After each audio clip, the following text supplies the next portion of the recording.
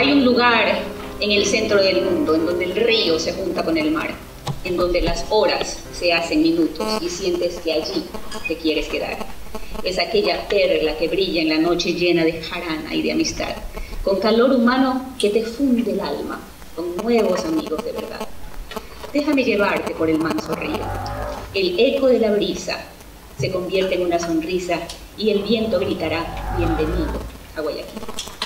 Bienvenido a Guayaquil es el nombre de la fundación del cual el doctor Fernando Mancero es miembro fundador, presidente vitalicio, y aparte de eso, él es miembro del Observatorio Patrimonial del Guayas, miembro del Comité Cívico Pro Centro de Guayaquil, y es el coautor de la cuarta edición del libro El Astillero, un barrio noble, que fue originalmente escrita por el ingeniero Luis Quintero Robles, ya fallecido.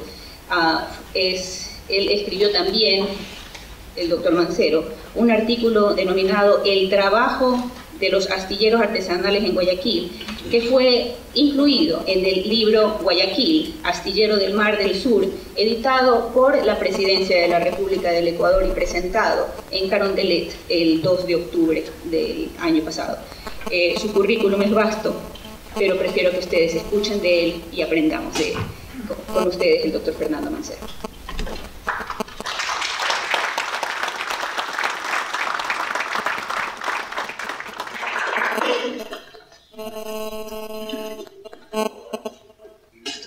Muy buenos días, estimado público. Realmente es un público que impone, gente amante de Guayaquil y sin duda conocedora de muchas de las cosas que voy a decir. Procuraré decir algunas nuevas. Debo decir que cuando me dijeron que prepare una charla en este sentido, no sabía qué nombre ponerle. Y en los estudios de preparación surgió este nombre: Nuestro Hogar en el Río. En el transcurso de la charla veremos por qué decidí aquello.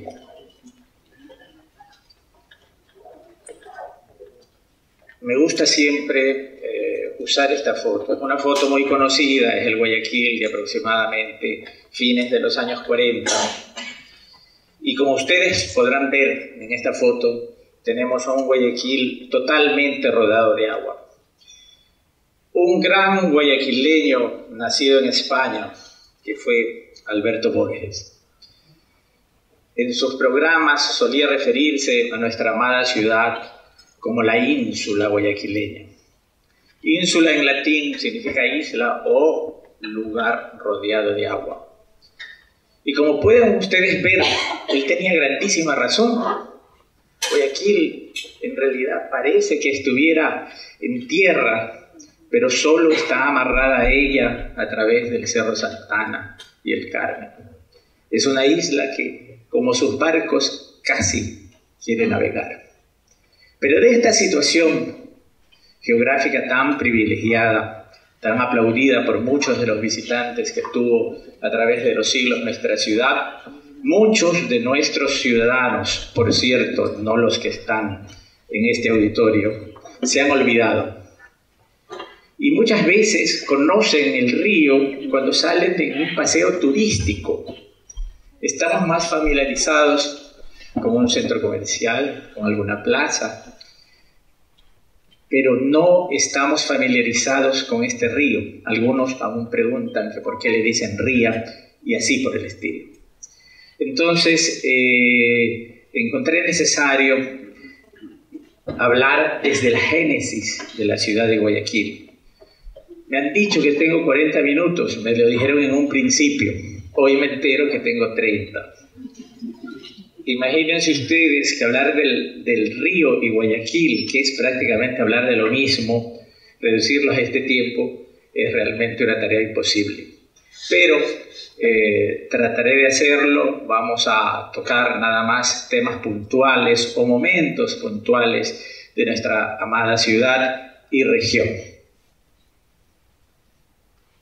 Fíjense ustedes, aquí tenemos la cuenca del Guayas. Por cierto, conseguir esta imagen me costó muchísimo. Busquen en internet una foto de la cuenca del Guayas y no van a encontrar nada decente. Esta foto fue proporcionada por el Archivo Histórico del Guayas y arreglada digitalmente con nuestra diseñadora gráfica que está sentada por aquí, Ivonne Pinzón, para ustedes. Porque esta es una imagen hecha por Teodoro Wolff. Es un mapa de 1892 y no hay un mapa mejor que el que hizo él desde ese entonces. Fíjense ustedes el detalle y las anastomosis que están aquí. En este mapa no estaba la ciudad de Santo Domingo de los Colorados, pero Ivonne la colocó acá arriba. Lo hice esto para que tengan ustedes idea hasta dónde llega la cuenca del río Guayas.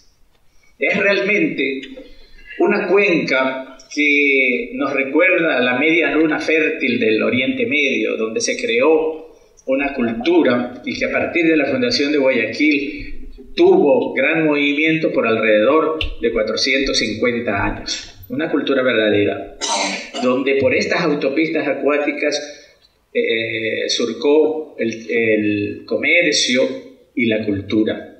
Desde luego que antes de ser fundada la ciudad ya existía esto.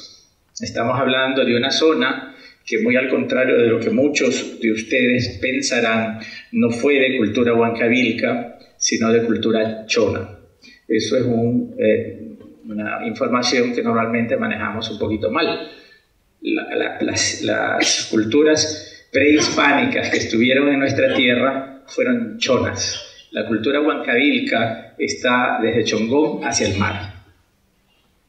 Entonces vamos a ver que se extiende a través de los dos grandes ríos, el Daule y el Babahoyo, estas grandísimas autopistas que, siendo una cuenca separada de la costa, creó una gran región que llenó de riqueza y comercio.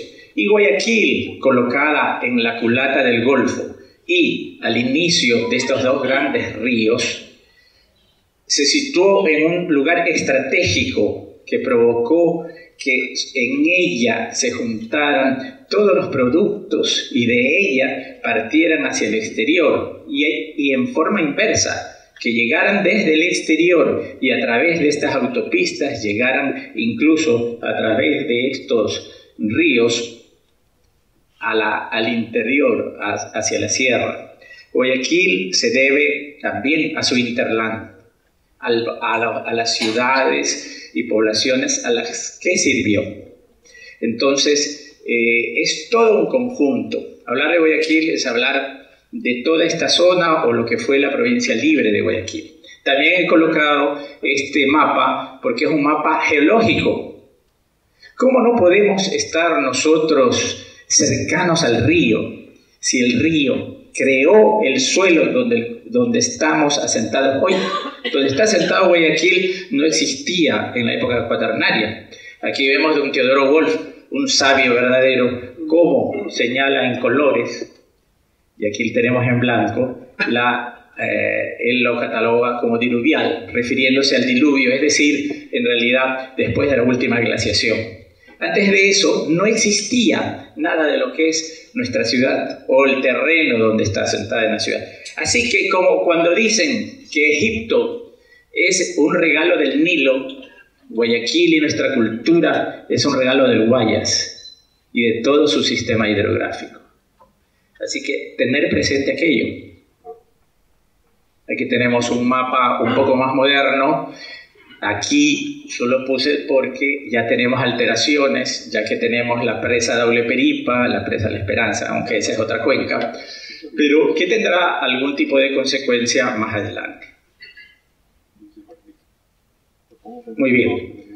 Esta es una imagen realmente importante desde el punto de vista explicativo. Si bien es cierto, es del siglo XVIII, corresponde a los dibujantes de la misión geodésica francesa. Con la misión geodésica francesa vinieron dos españoles muy famosos, Jorge Juan y Antonio de Ulloa. Y a sus dibujantes corresponde esto. Y vemos la forma de vivir del aborigen de Guayaquil. Los palafitos, como vemos ahí, y vemos que está sentado entre el río, aunque está muy estilizado. Aquí, esto es el río, este es el estero, y hay descripciones de las diferentes plantas. Aquí está un pescador y aquí está otro, ya saliendo al mar. Aquel está en el río. Pero fíjense ustedes, vivían en palafitos pegados al río y muy ligados al mar, casi como vivimos nosotros, solo que en otras casas. Y pues esta es otra imagen que gracias justamente a este museo, al MAC, la tenemos. Debo agradecer a Cristian Levy, a Mariela García Caputi por su ayuda en estas informaciones.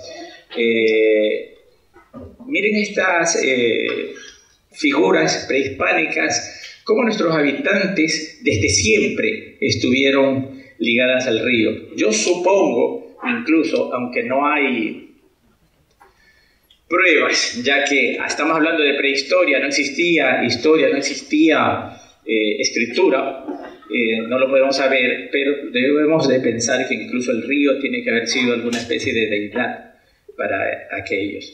Fíjense ustedes que si los ponemos en moderno podrían ser nuestros campesinos actuales. Ellos están ahí con los remos, están con canalete, con una palanca, especialmente este o quizás aquel, tal cual nuestra época. Tenemos una continuidad histórica en esto y de ella nos estamos olvidando y en algunos momentos irrespetando. Estas son imágenes más modernas, pero no son ilustraciones de las diferentes expediciones científicas que llegaron a nuestra ciudad, donde se grafica el estilo de vida de más que todo los aborígenes de la ciudad. Y vemos que muchos de ellos están en balsas, tal cual incluso ahora en la provincia de Los Ríos alguna que otra sobrevive. Miren ustedes, estos ya son fotos del siglo XIX, esta de aquí arriba es de 1880, no es Guayaquil, pero está subtitulada La Ría de Guayaquil. Por cierto que el término Río Guayas aparece en el siglo XIX. Durante toda la colonia siempre se la conoció como Río de Guayaquil o la Ría de Guayaquil. Ustedes van a ver eso más adelante. Miren ustedes acá arriba y esta foto que en este momento me llama la atención porque estas casas flotantes, este barrio, estaban ubicadas donde en este preciso momento estamos parados. Aquí donde está el MAC, estaba ese barrio flotante. Era costumbre del habitante de Guayaquil tener un barrio sobre el río.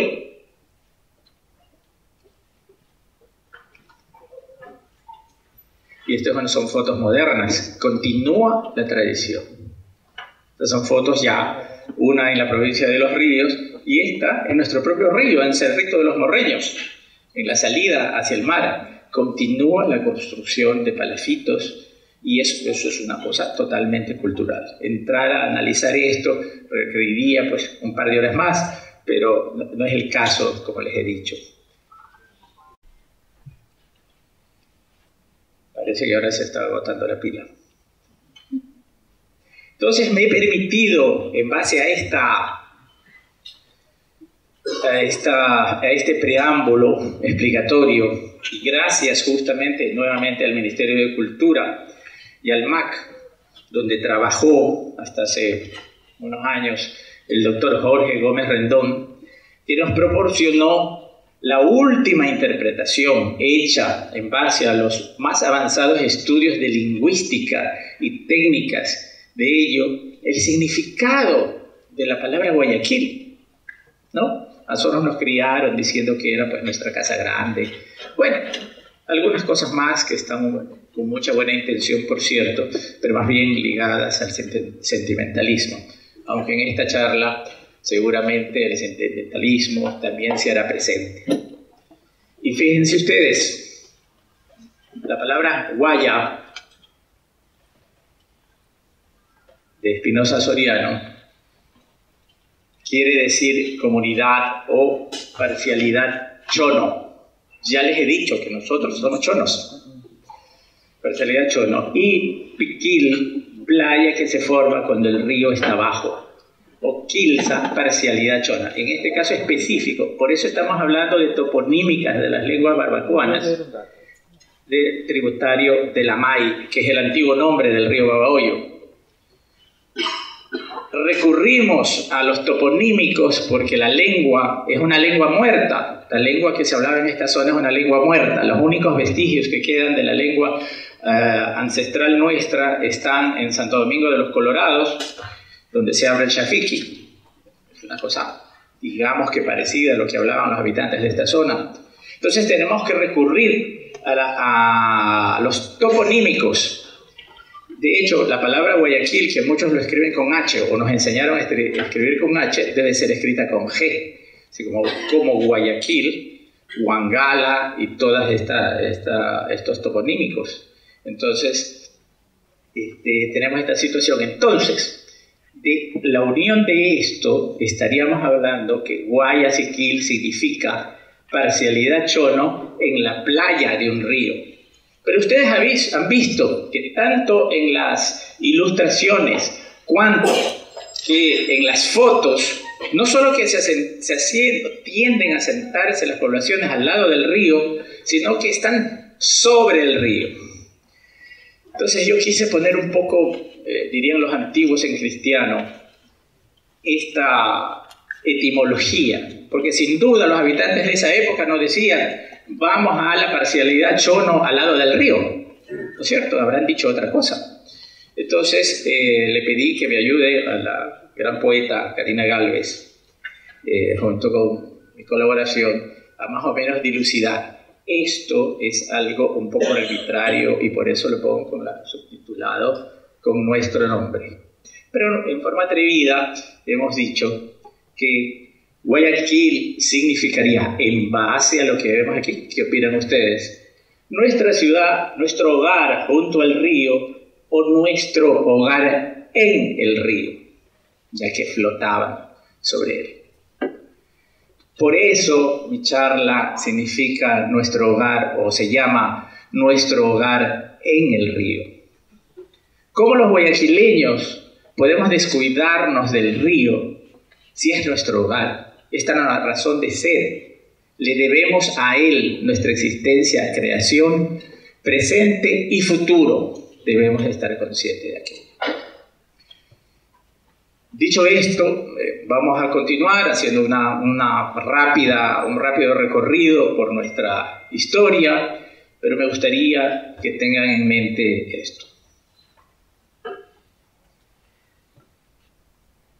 Luego, porque hemos hablado prácticamente de prehistoria, ya viene recién la fundación de Guayaquil, o el último asentamiento, que lo tenemos en 1547, y una de las primeras imágenes de la zona de Guayaquil, porque por el tema de los incendios y demás desgracias, no tenemos imágenes del siglo XVI y casi no tenemos imágenes del siglo XVII. Entonces tenemos estas primeras imágenes de dibujos de Antonio de Herrera, que son del siglo XVI, que representan a Puná, ¿no?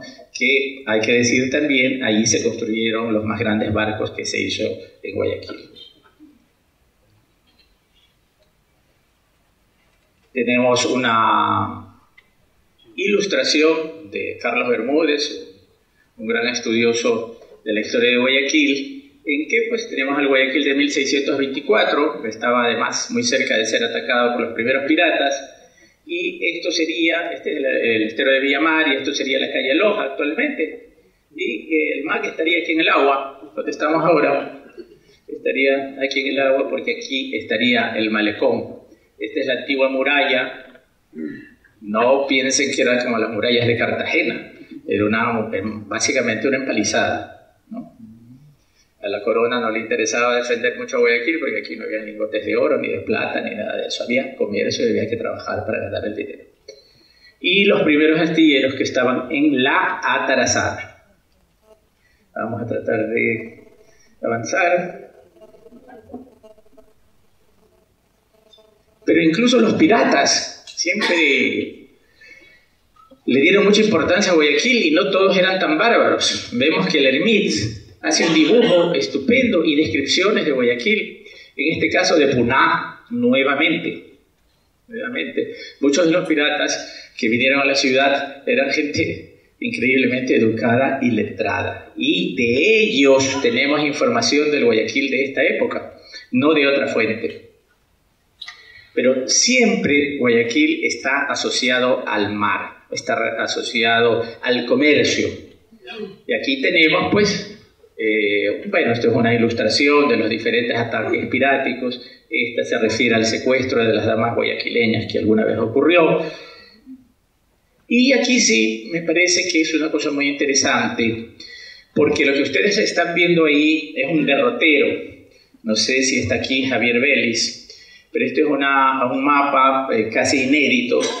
Más que un mapa, es un croquis, pero está denominado derrotero. Fue hecho para los marinos y dibujado desde el agua. Era el perfil costero que debían ver los marinos y sobre eso, pues, proceder en consecuencia. Y corresponde a la primera imagen verdadera de la ciudad de Guayaquil, apenas en 1730. Es un croquis de 1730. Hasta antes se tenía como el más antiguo al croquis de 1741. Este es más antiguo, pero es un derrotero, y la gente que es de Mara aquí sabe lo que es aquello. Es un derrotero. Aquí tenemos la ciudad amurallada, aquí tenemos la planchada y la punta que sobresale un poquito más atrás, donde es tan turbulento el Guayas, como todos sabemos. Tenemos otro derrotero, sumamente interesante, que tiene incluso bajíos. Hay una amplísima descripción. Estos, por cierto, son los ríos de la provincia del Oro. Y un listado con todas las... Aquí incluso habla del río de la Culata, que así se conoció en muchas ocasiones nuestro río. Y este derrotero me parece la cosa más interesante. Eso es el curso del río Babahoyo. Pero mire cómo lo dibujan. Parece el Mediterráneo, parece, o sea, consideraban los navegantes la cuenca del Babahoyo una especie de mar interior. Tenemos aquí el río Yaguachi, como lo han abierto, y habíamos hablado hace un rato de Quilza. Acá está el río Quilza, y estas son las nacientes. Esto está en inglés, ¿ah? Están las nacientes, las fuentes, springs, dice, ¿no?, del River of Guayaquil. Entonces, vamos a notar que incluso los extranjeros valoraron en forma altísima toda esta riqueza de la cuenca del Guayas, a tal punto que hicieron hasta muy adentro del río estos mapas, estos derroteros sumamente interesantes. Aquí no está tomado el Daule, apenas está la ciudad de Daule. Quizás este sea el Daule, pero es básicamente la cuenca hasta llegar a los Andes.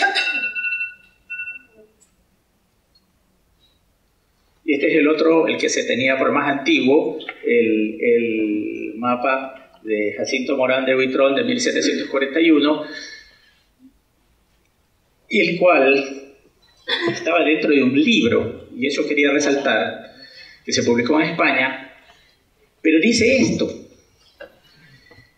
compendio histórico de la provincia, partidos, ciudad, astillero, río y puerto de Guayaquil.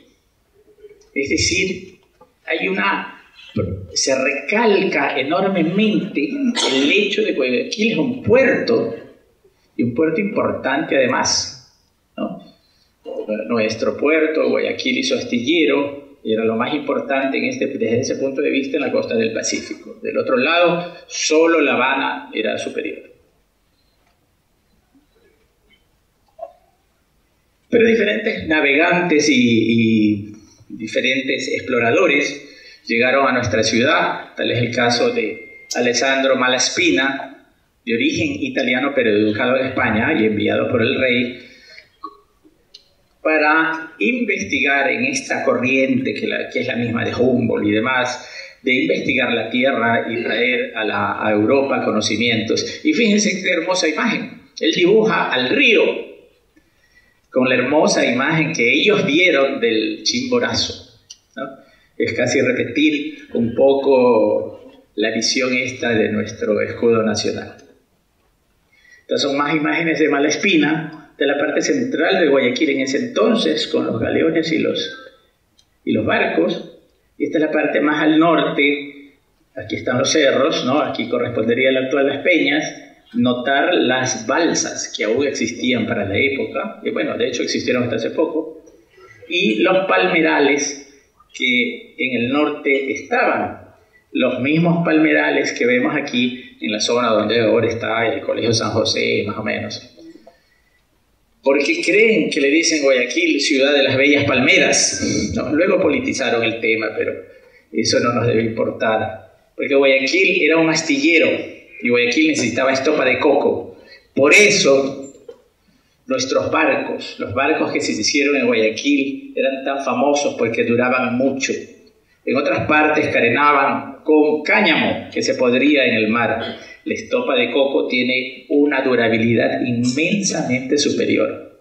Por eso tenemos las palmeras permanentemente en el paisaje guayaquileño. No eran ornamentales, eran para trabajar como acostumbramos los guayaquileños. Aquí pues ya tenemos una recreación de nuestros astilleros famosos. Por cierto, que ninguno de los que fabricaban los barcos era graduado de nada, todo lo hacían al ojo. Y aquí tenemos una de las obras más grandes que se hicieron en los astilleros de Guayaquil, es el barco, el galeón, Nuestra Señora de la Pura y Limpia Concepción, botado en 1644 y más o menos 15 años después hundido frente a Chanduy, del cual pues se rescató algo e incluso hay en exposiciones partes de aquel galeón. Pero galeones de este tipo, de 800 toneladas, se hacían en Guayaquil. Se hacían con la tecnología de la época. Era una gran construcción. Es lo mismo que hacer hoy día un portacontenedores o quizás incluso un portaaviones. Eran los barcos más grandes que existían sobre la tierra y esa tecnología se manejaba en Guayaquil. Eso aún lo heredamos, aún lo tenemos, ya en una escala infinitamente inferior. Tenemos los astilleros, que están justamente en el barrio del Astillero y más al sur, por cierto, pues en épocas de los 30. Esta foto es la actual, es la de Guayamave. Y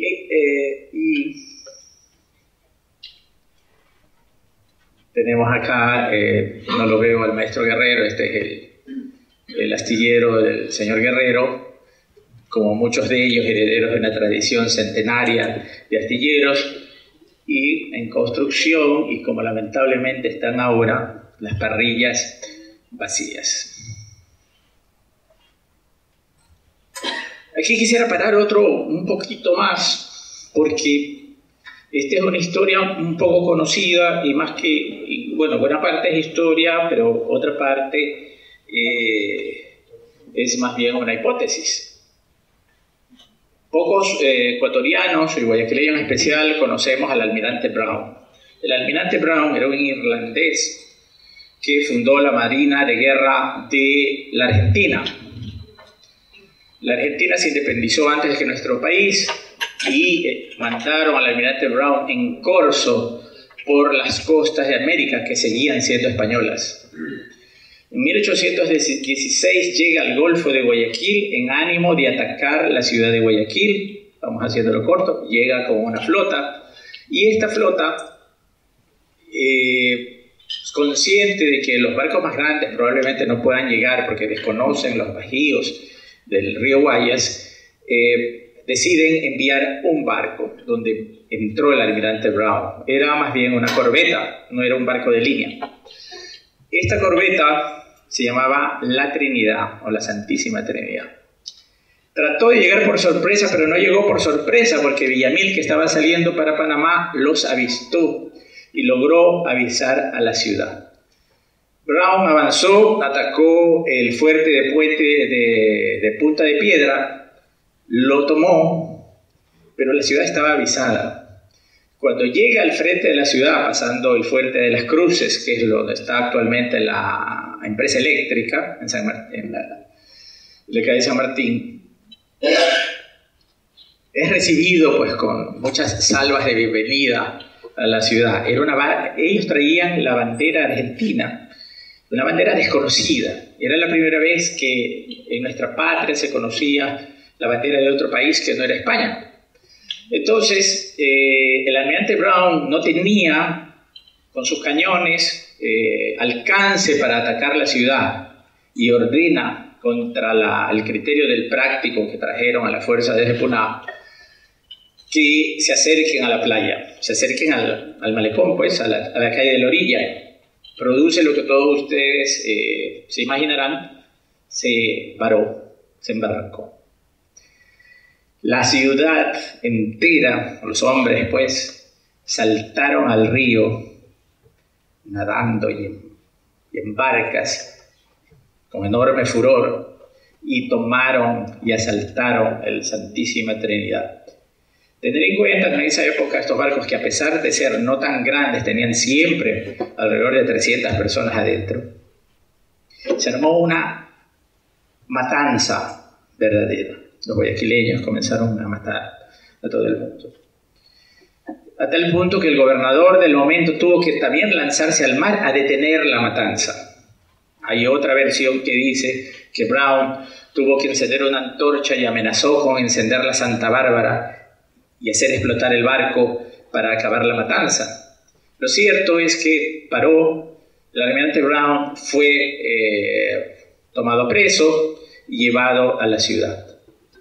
En la ciudad, lógicamente, se tuvo que conocer con Villamil, porque Brown hablaba inglés, era irlandés, habrá masticado algo de español.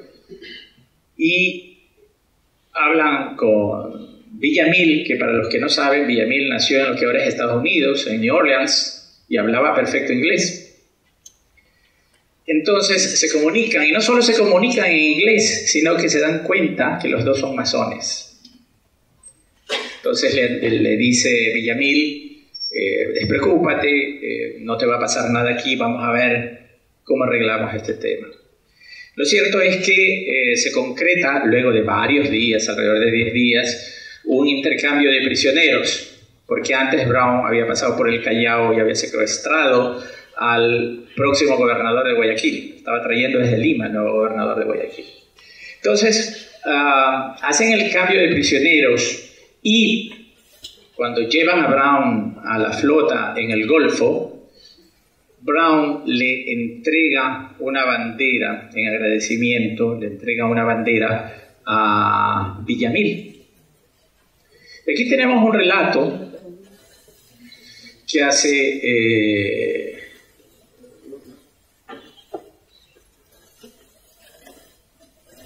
don Roberto Leví Castillo.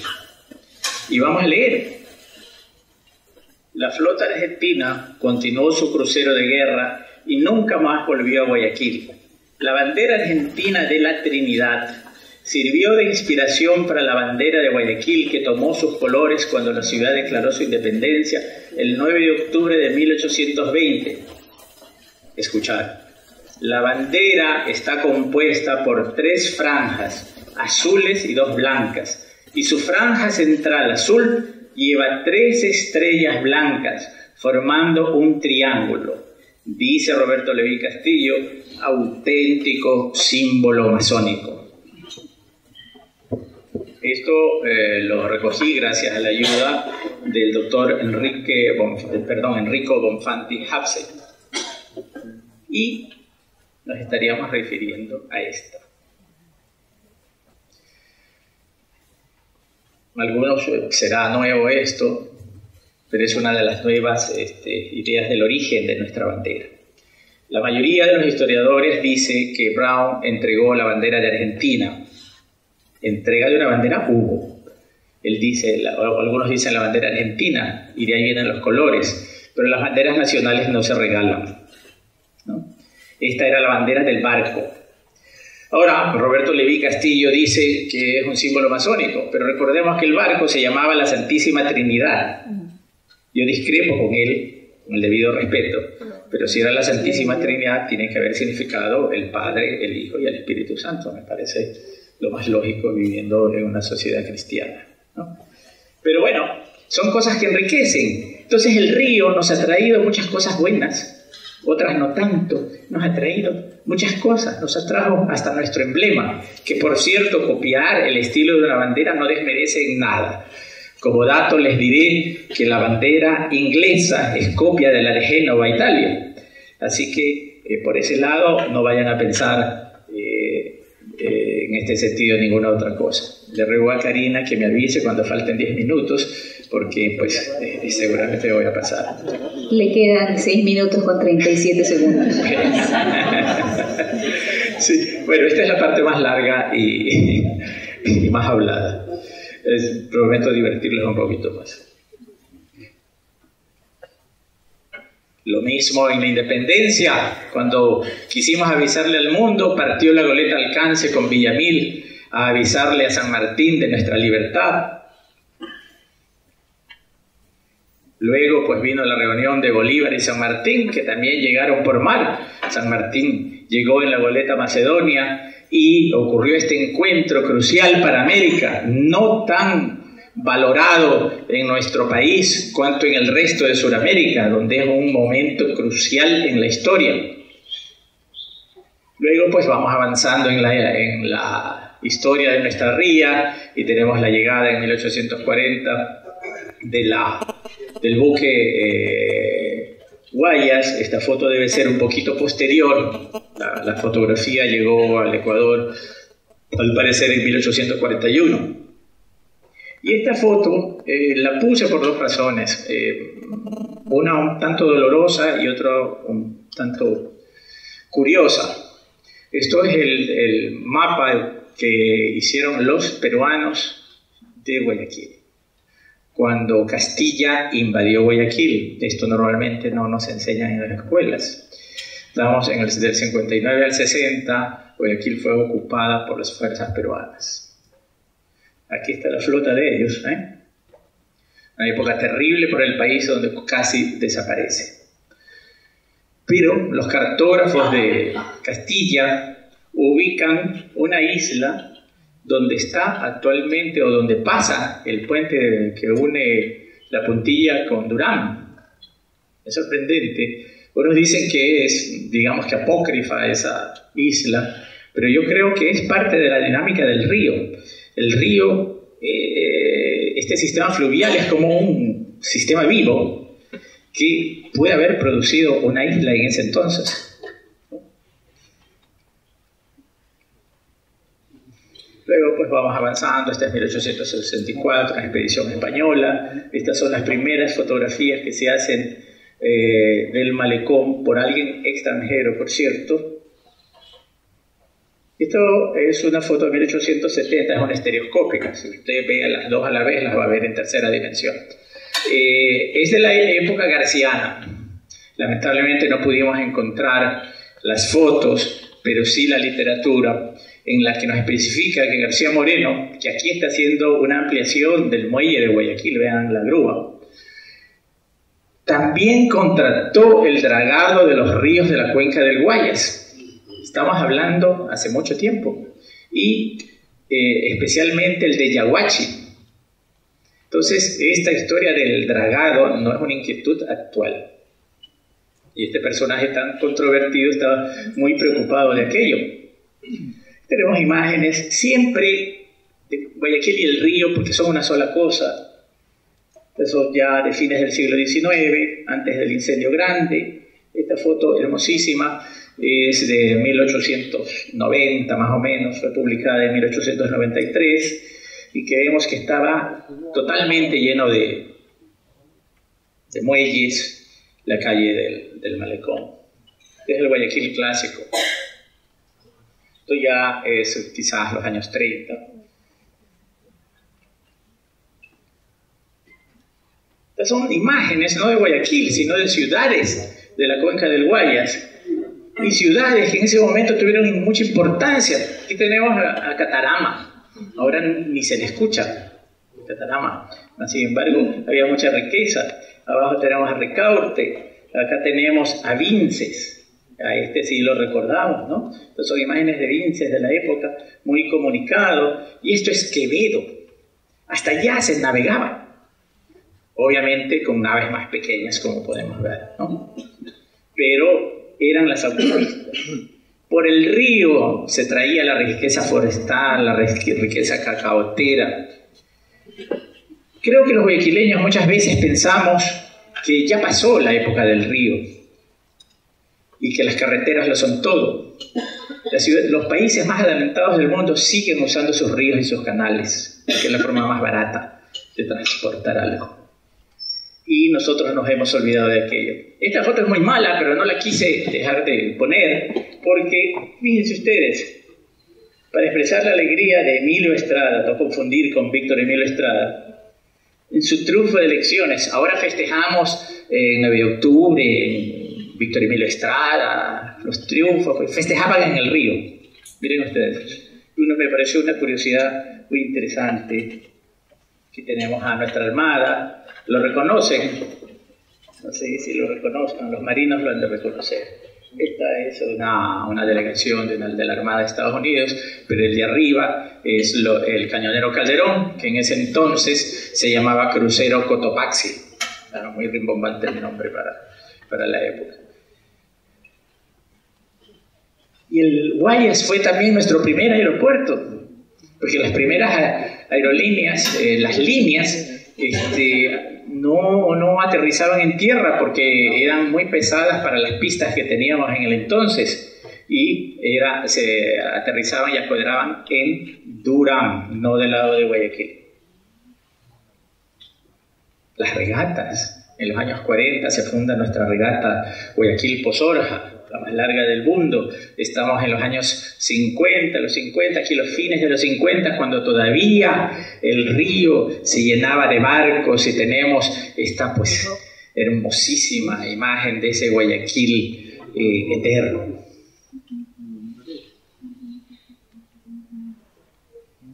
Aquí me voy a pasar de río. Este es el Daule. Este es el puente.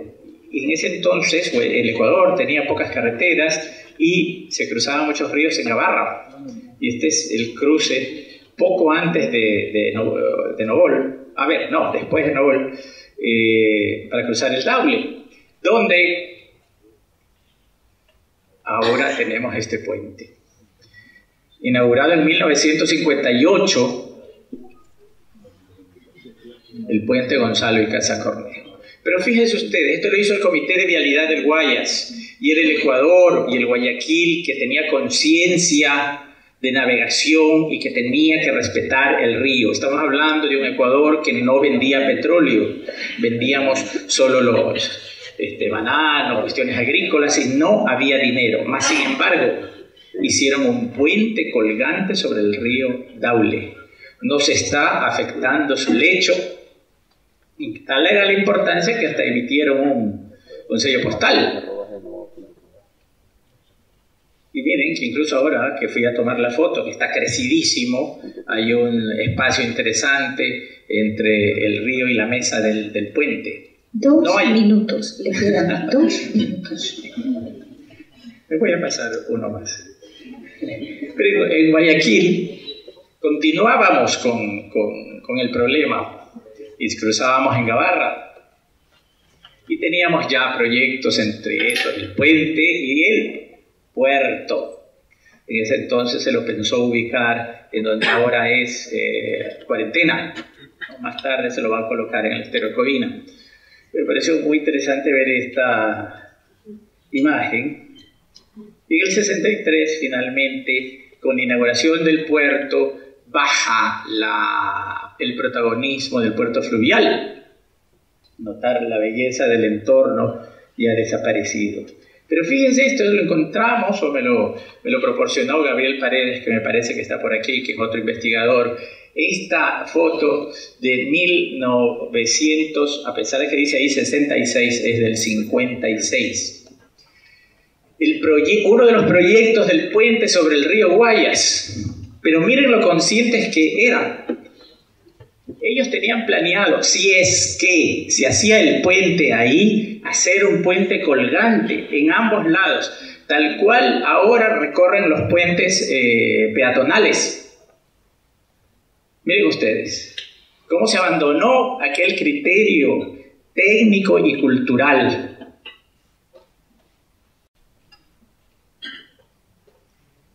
Y además, debo decir que en esa época se discutía mucho el tema. La ciudadanía estaba muy imbuida del tema y discutía. Esto es la revista Vistazo, en la cual ponen las alternativas del puente. Una puede ser por aquí, que cruza acá, otro directamente acá, y el que finalmente se hizo acá. Debemos de colocarnos en la época y saber que, como hemos dicho, el Ecuador no era petrolero y no había dinero. Como no podían hacer un puente colgante, que en realidad es caro, lo es, pero es lo que necesita Guayaquil, decidieron hacer muy al norte estos dos puentes para que no afecte la navegación. No afectó la navegación, en efecto, pero la navegación fluvial hacia las otras cabeceras cantonales sí. Bueno, aquí vemos el año 70 cuando se inaugura. Veamos esto, es un poco melancólico, pero miren ustedes, decenas de pilares con unas bases enormes sobre el Guayas. Y ustedes ven aquí esto, más parece una represa, ¿no? Más parece una represa que un puente, ¿no? Un terraplén. Lo mismo del otro lado. Y yo no sé si se aprecia bien, pero ustedes van a ver lo que produce eso. Miren estas distorsiones, estas perturbaciones que se producen. Eso está hecho. Algún día, en un futuro, deberá ser removido. ¿Cuándo será? Pues no creo que lo vean, pero es así. Y aquí vemos la menor corriente del Daule, porque como enseñé al principio, ya tiene la presa Daule Peripa arriba, ¿no? Ha bajado su caudal, sin duda. Y estas son las consecuencias, que parece una especie de Chernobyl ecológico terrible, ¿no? Pero bueno. Sin embargo, de lo cual la belleza de nuestra tierra se sobrepone a todas sus agresiones. Y pensábamos que hasta ahí había llegado. Pero pues al parecer no fue así. Y en el 14, como una especie de cortina de hierro, cae este asunto. No voy a entrar a hacer, ya los técnicos harán, no voy a juzgar mucho el tema, pero sin duda quedaron encerradas todas las industrias, muelles y varaderos que quedaron al norte. 2017, 2018, gracias, no se perdieron vidas. Una foto satelital que Javier Vélez me dijo, presenta esto, que es un estudioso de la arqueología y todo lo demás. Desde 2002, miren esta belleza de río. De la misma zona. Esto es el 2015.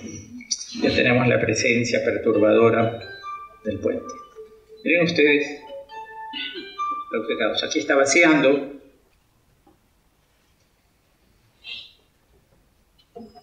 Aquí está llenando. Cuando capturé esta imagen, me pareció tan irónico que encontrar aquí el paseo ecoturístico, que es Santay, es ecológica y es hermosa. Pero en la base de donde dice este paseo ecoturístico Santay, encontramos esta especie de chimenea submarina que levanta la turbulencia aquella.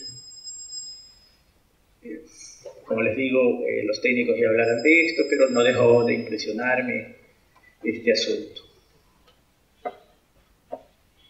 Mi esperanza es que nuestro río vuelva a ser libre, navegable, pero no así, libre, navegable, pero sin navíos. que se vuelva a ser, miren ustedes, aquí hay una industria, ¿no?, de esto, cuánta gente trabaja ahí, sino que vuelva a ser lo que fue,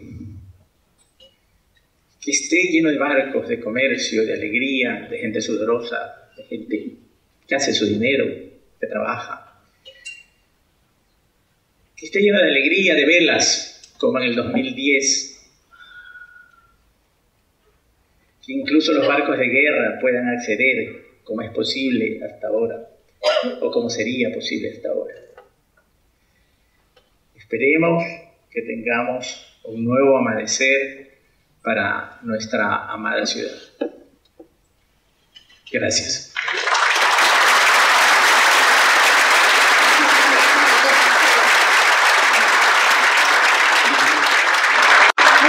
Doctor Mancero, si me permites, te puedes regresar un ratitito al podio. Voy a pedirle al vicealmirante Carlos Vallejo Game que nos acompañe en la mesa directiva.